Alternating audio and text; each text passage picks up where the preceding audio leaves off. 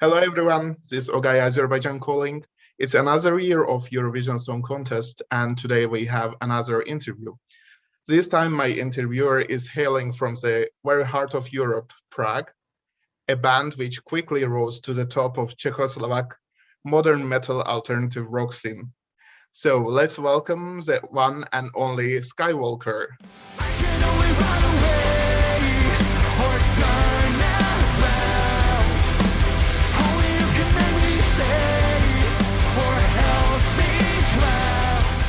Jay Kuchera.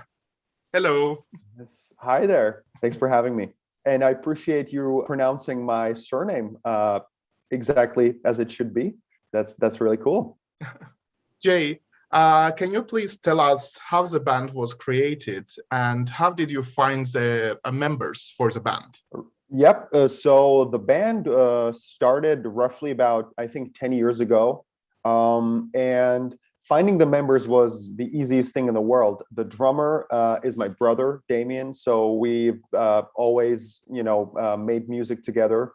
So that was a no-brainer. We just went through different bands together, different punk rock bands. And the other guys, we knew them from other bands. So other bands in the scene that we would play shows together.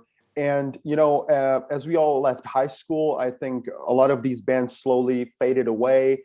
And just a few people really wanted to pursue the goal of being a real musician and continue.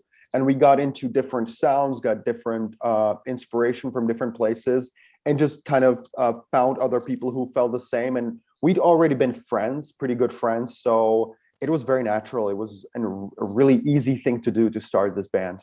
And since you mentioned, actually, your brother is also in your band. So Yep. How does it feel to be in the same band with your sibling? Or, is it hard or how it works? Honestly, I've never been in a band without him. So I don't know what it feels like not to be in a band with your sibling. But I imagine it's a great advantage because, we always knew each other. We've been best friends all our lives. So we know each other on a very deep level where we communicate really well, really naturally. Sometimes we get into fights and arguments over music, but since we know each other so well, it's always positive, always productive. I don't know, it's great. And it also creates that specially unique bond. Like my band truly is my family. It's not just a phrase, because it actually is. My blood is in there.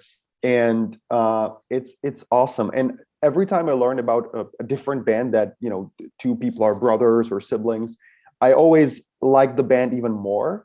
And when I talk to other people in different bands who actually do perform with their siblings, they always say the same thing. It's such a unique and great thing. I wouldn't want to have it any other way. It's cool. It's really cool. How did you decide on the band name? Is there any fan of Star Wars in your band? Or it has totally Obviously. different story? No. The story is really simple. As I told you, we were basically high school kids or fresh out of high school when we started it, and we were just looking for a name. And we're all huge Star Wars fans, and I mean huge Star Wars fans. So we were just thinking, okay, what do we call it? We need like a word that's easy to remember. It looks good when written down. It has a great sound, great ring to it. And it kind of also feels strong because we at the beginning, we really wanted to be like a metalcore band, like a kind of heavy band. And we wanted something that's kind of right there in your face. And we just thought, hey, Skywalker is a great word. Looking back now, sometimes we think, oh, we were so silly. What is this? We're such nerds, but it is what it is. We were kids, so yeah, it stuck.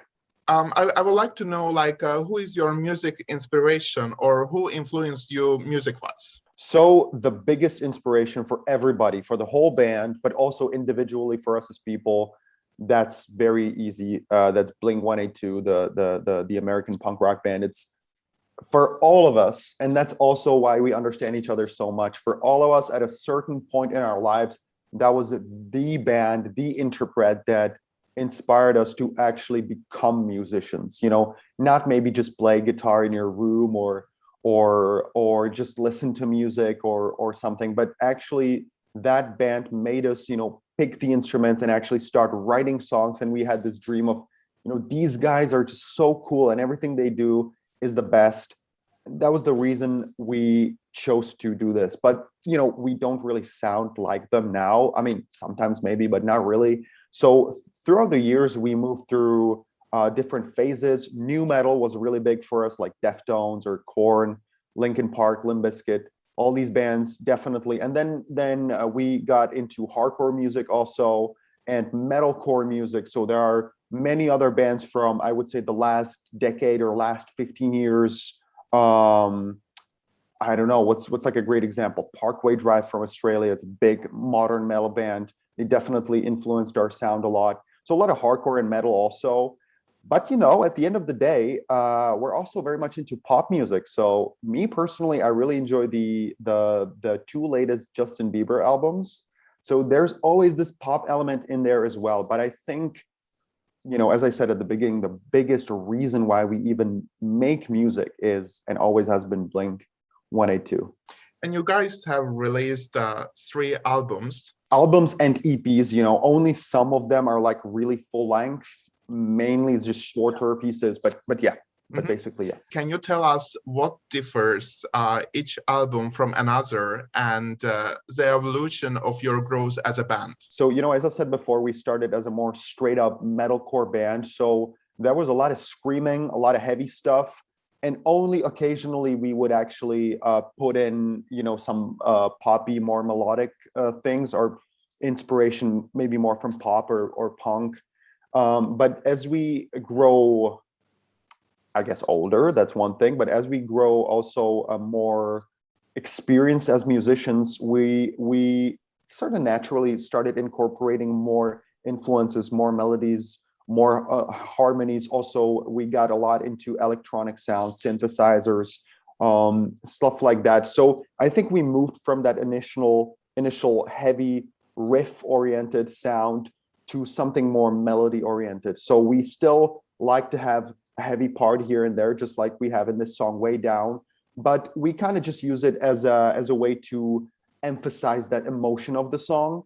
But it's not all about 100% full-on heavy stuff. It's different now, and I mentioned it before. I think we now also take much more inspiration from pop music, be it the way we mix the songs, the way we write the melodies, or the structure of the song.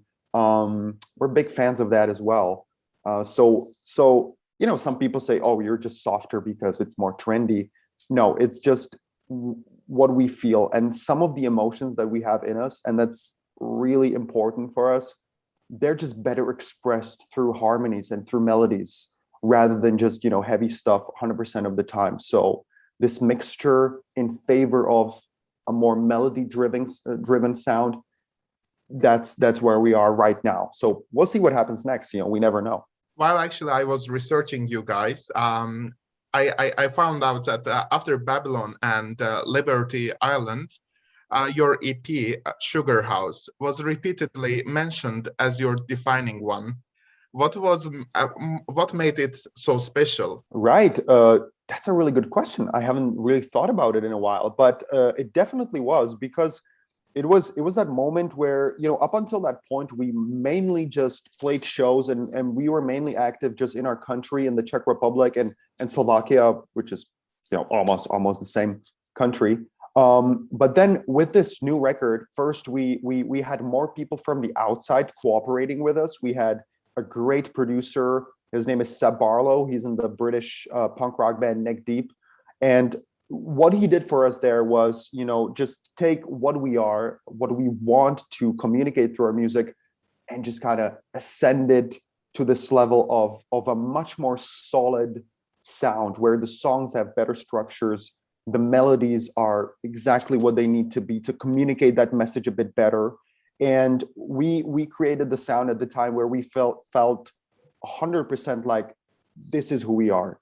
This is exactly 100% of who we are as people, as artists, as musicians. So take it or leave it, but that's who we are. And also with this record, we started touring Europe much more. We started making a a very important presence in Germany, mainly, and just started orienting and switching from like a local band to a European band. So that was a really important point for us. And a lot of people, a lot of our fans basically know us only from that point. So it's really funny. We've been around for about 10 years, but people still talk about it as a young band.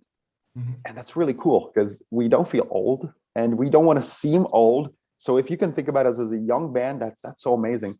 And I think that's what really happened with Sugar House 4 years ago. It was like a kind of a restart for us in many ways. You also had lots of tours previously, sharing stage with other famous bands. So how has COVID-19 affected your professional music life? I guess as much as you can imagine. So COVID really hit us hard at the very beginning. We were on the first day of a European tour with the Australian hardcore band called These Nuts. It was going to be our first bus tour. So we had a big, tour bus. We were ready to go. We played one show and then we went straight back home. So that really hit us hard and it just canceled everything we had planned for 2020. We had a very good, elaborate plan of, constant growth. And we were going to release the album also much earlier. And everything just got canceled. But, after the initial maybe 3 weeks of complete frustration, I just thought, you know what, let's just sit down and let's just write more music, because otherwise I'm just going to go crazy. I need to do something and I need to take these emotions, this confusion, this frustration, this helplessness, but also this hope, and create it into music, because that's the only way I can actually communicate. So we wrote more music, more songs. We kind of recreated the idea for the record that we were going to release and remade the whole thing. So we spent 2020 basically just making music, recorded music, re-recording things that we had previously, finished for the album. And then at the start of this year, we finally managed to release our album on the American label Pale Chord. And that was a great step also. We were only able to return briefly to live performances this year. So it is horrible in that for any rock band, especially like a heavy or alternative rock band like we are, the live shows are really where we thrive the most. That's where you have the real connection. You can't really just do that online. It doesn't work in our genre as much. So we miss that, and it's tough going through that. But we've been able to be more creative, write more music. So there are ups and downs. We've never stopped. That's the main thing. I saw a lot of other bands or interprets kind of give up, just kind of raise their hands and just say, I'm just going to wait it out. But that's the last thing we wanted to do. So we kept on going and grinding, and that's where we are right now. So that's why also, I guess, you applied for Czech national selection, right? Well, we were approached by Eurovision first because, it's interesting, but I think for most metal rock bands, it's not something you think about, Eurovision, which is a bit unfair, because then I was explaining, my initial reaction was, I don't know if it's a place for us. But then I was told, we're not looking for some Eurovision sound. We're looking for authentic artists. That's what we're trying to build here. It's not just some local contest where you are just trying to create some fake pop star. This is where we're interested, no matter the genre. We're interested in having authentic, real music that speaks for itself, and we just want to give it a platform. And then we said, all right, let's do it. Honestly, this is what's going to keep us occupied. This is what's going to keep us busy. It's going to be a huge experience. This week it's been wild. It's unlike anything we've done. So yeah, we definitely thought, hey, this is a perfect time to give this a try, because it's I don't know, Eurovision to me seems to be much more really music oriented, like art oriented, rather than all these other contests that I'm really not very much interested in. So yeah, that was the reason. It just seemed like a good place to be. Were you expecting to be among the lucky 7, since there were 150 songs, which gives jury, I guess, a hard time to select the best of the best? Yeah, I guess so. I don't know. I mean, I never underestimate my band. I believe in us greatly. I know that what we've done is a very solid, very solid piece of work. And from all the different interactions and whatnot in our country, I am confident to say that we've done things that no one's done before in our genre.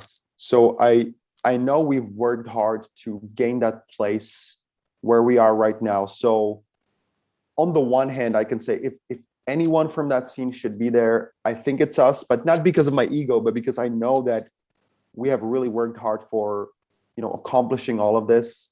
And we've always tried to open doors for other bands, for other people kind of to follow us.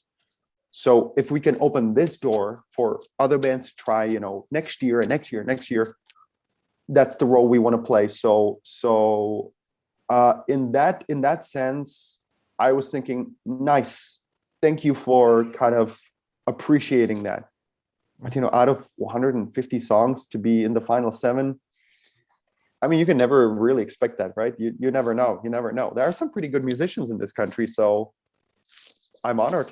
I couldn't say I was really expecting it. If you look at Eurovision history, rock is pretty new genre in competition. So do you think more rock bands will join after Lordi's and Måneskin's successful victories? I don't know if they will. I think they should. But I don't want to make it sound like we rockers are here against everybody else. Again, I'm not a great example because to me, pop music or electronic or rock or metal, I don't care. I just like music that's good. So I can't really, pit these against each other. But I think more rock bands should, because rock music has gone through a whole lot of evolution lately. The last decade has not been the greatest for rock music generally, but what's been happening sort of behind the curtain is great evolution of rock music. And we're in a totally different place now in rock than we were 10, 20 years ago. So it's about time we showed we haven't been just, chilling. We've been working hard at evolving this sound into something new. So I think more bands should, but if they will, that's a tough one to crack because, in rock music, there is still this prevalent idea of, I don't know about these contests. I don't know about TV. I don't know if that's a good place for us, but maybe people will see that, yes, it actually is a great place for you if you are an authentic and active and good musician. So I should hope so. And if you are the one selected to represent Czech Republic in Eurovision, so what will make you stand out? Yeah, that's a great question. I think the most obvious thing is that we're probably the loudest and the heaviest in the bunch. I'd love to see what the other countries put forward, but I'm still quite confident that there would not be many bands that are louder or whatever. But we're the live show that we put on that's the moment where we just kind of forget about everything else and we kind of open ourselves to the world, and we're vulnerable, but we're also honest, and we're very energetic on stage. And I kind of don't like the word show, because when we go on stage, it's not to show something. It's mainly to just really be there and be in that moment, be present and give it everything. So every time I leave the stage, I'm just drenched in sweat and I just give it my everything. And my guys are the same. So I think it's quite unlikely that you're going to get anyone else with such an energetic, but also authentic show. Because, when we were talking about the whole concept of Eurovision, even for the national level, they're like, oh, do you guys want to have dancers or do you want to have these props here and there? We're like, not really. I'm pretty confident in just doing what we do, but with better production on a bigger scale, bigger stage, because we can just maximize what we already do, and so I think what's going to make us stand out is the authenticity and the energy, and the liters of sweat, I guess. Yeah, actually, I watched your live performing, and it looks really, really nice. Nice, thank you. can you also tell us what message would you like to convey with your song, Way Down?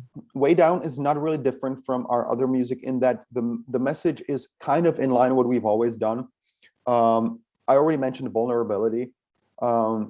We are a band that if we have like a center sort of motive that keeps coming back in our lyrics, it's definitely mental health, but we're not like doctors, but it's, you know, it's this vulnerable, darker side of our mentality of our soul, or whatever you want to call it, mind, that we always talk about. And we talk about loneliness, we talk about alienation, we talk about the price we pay for our individuality and just feeling completely left alone in this world. But I think this song, I wasn't really thinking about it, but I think it was hugely affected by this pandemic also, because, you know, I think most of us just feel really, really alone. And there have been, you know, there have been skyrocketing changes in depression rates in our country and all over the world. And I know a lot of people feel the same way. And I just kind of wanted to, you know, I can't do much to change it, but what I can do as a musician, I have a platform to say, I know it, I feel the same way, and you're not alone in this. So what we always try and do, or we always talk about it at each and every show, is like, the music is here for you. And the thing that it can do for you is to tell you, we feel you, you're not alone. Please don't give this up. You know, don't give this up. I know these are hard times. I know we're going through some pretty crazy stuff. Our generation has so much on our plate that's just so hard. But we feel that, and you're not alone. So I'm talking about this loneliness. I'm talking about building this, you know, wall of ice around yourself, but also this dependence on other people that to an extent also can't work. I'm just putting it all out there. And I know, and I'm kind of afraid, it's not a great thing, but I know a lot of people can relate to it because life's hard. And that's the message. You're not alone in this. Like, these boys, they feel the same way, and this is here for you. Actually, I also saw that you are one of the writers of the song. So how does it take for you, like, to write a song? This one was exceptionally easy to do. It just came naturally to me. I had this bass line in my mind that I was replaying on my guitar here, and I liked it. And then I think I thought about the melody for the chorus. And when I had that in my mind, I just started writing around it, you know, creating different sounds and different riffs and just more and more layers of music upon each other. And when I had this demo, which sounded absolutely horrible, but when I had it and I liked it, I sent it over to my guys, and they said, "Hey, that's really nice." We got into the studio. We always spend a lot of time together in the studio, and just started kind of rewriting those parts and recording parts of the vocals and so on. And then we sent our demo version to a friend of ours, Lucas, from the British band Holding Absence. It's a great band, so definitely check him out. But he's a great songwriter, and he helped us, you know, with a little thing here, a little thing there, just maybe make this melody go a bit higher and do this and do that. And then we got a song at the end of it where we thought, hey, this is great. This is us, you know, this is the sound of Skywalker right now. So then we had, I think, 2 or 3 songs that we were considering for Eurovision, but we kind of thought, hey, wow, you know, let's just do this one. It's cool. We want to release it anyways, so let's just, you know, throw all chips on this. But it was a pretty straightforward process, nothing too complicated. It just came to me like this.